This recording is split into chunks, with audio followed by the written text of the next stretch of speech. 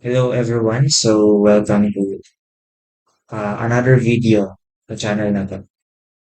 So ang video na to ay tuturuan ko kayo ng panibagong shortcut technique or isang matrix na pwede nyong magamit sa pagsasolve or pwede nyo rin pang impress lang kung gusto nyo magpakitang gilas. Pero shortcut na to is super dali lang din.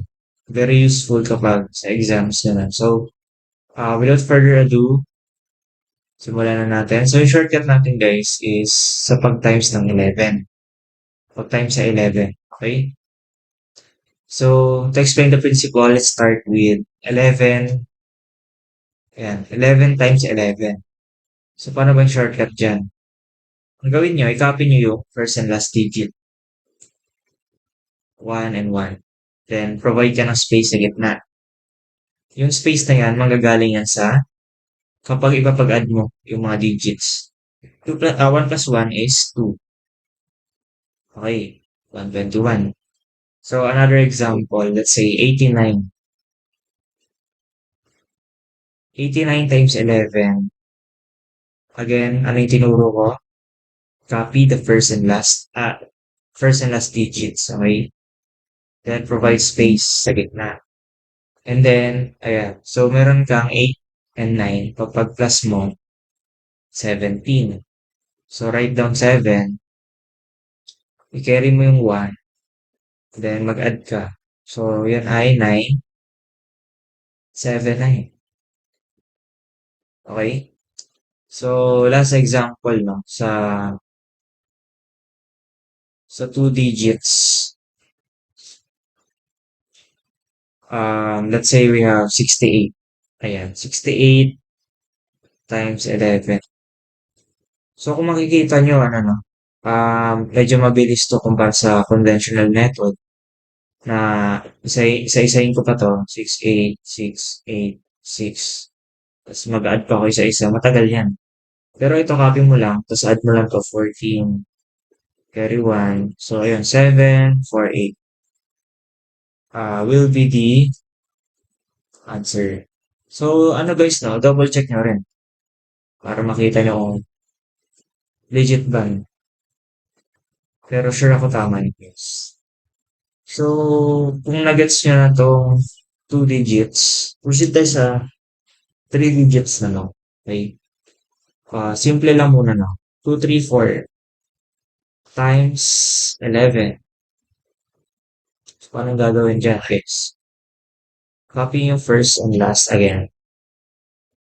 Then provide yung space sa gitna. Tapos, yung space na to, manggagaling yan sa, again, ipapag-add mo yung digits. Pero dito, tatlo. So, ang gagawin nyo muna, yung first two sa kanan. Yung first two sa kanan. So, 3 plus 4 ay 7. Okay nyo? Tapos, proceed kayo dito. Next pair. 2 plus 3 ay 5. Ayan. So, 2, 3, 4 times 11 ay 2, 5, 7, 4. Okay? Kasunod ba? Okay, another example. Let's say, meron tayong 798. Yan, times 11. Again, copy first and last. I-add nyo, 9 plus 8 is 17. Write down one digit only, di ba? Then carry 1. 7 plus 9 is 16. So, 6, carry 1. Wait. Pag-add natin yan, may carry 1 tayo eh. So, meron tayong 8, 7, 7, 8. So, 798 times 11 ay 8778. Okay, so, sure naman ako na gets nyo na yung 3 digits. So, paano naman kapag mararami na? You might be asking. Okay, so ito last, siguro 2 examples na lang. Yan. So, meron tayong ditong 5 digits times 11. It applies the same principle. So, copy nyo lang first and last. Pero mas marami na kayong i-add. No? So, 8 plus 9, 17. Carry 1. 3 plus 8 ay 11. Carry 1. 2 plus 3 ay 5. And 1 plus 2 is 3. So, perform the addition. 1, 3, 6, 2, 7, 9. So, 1, 2, 3, 8, 9 times 11 ay 136,279. So, let's example, to wrap this video up. Let's say you have 96,371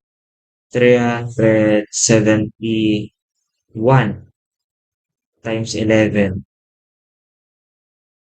Ayan. So, copy first, last. And then, burahin ko muna ito. Ayan. Copy first, last, and then add. 7 plus 1 is 8. 3 plus 7 is 10. Write down 1 digit, carry 1 yung isa. Then, 6 plus 3 is 9. Right? And then, 9 plus 6 is 15. 5, carry 1. So, perform, we have here. Ito, sa dulo, sulat nyo na siya as 10. 10, 5. Ito ay 10 din, no? So, 0, magkikarry siya dito. So, actually, 6 na to. Okay. So, ayan. 0, 6, ayan. 0 na to. 0 ulit. 8, 1. So, ang 96,371 times 11 ay, ano to, million na ba to? Ayan, million. So, 1,060,081. Okay. Again, guys, you can double check sa mga phones nyo, sa Calpin nyo, kung nag-work ba itong exam, ay itong shortcut natin. And I'm sure it's correct na. So, itong mga shortcuts na to, guys, is it's up to you saan nyo gagamitin. Kung pagdating ba sa exam or sa daily life nyo, it's up to you. It's completely up to you.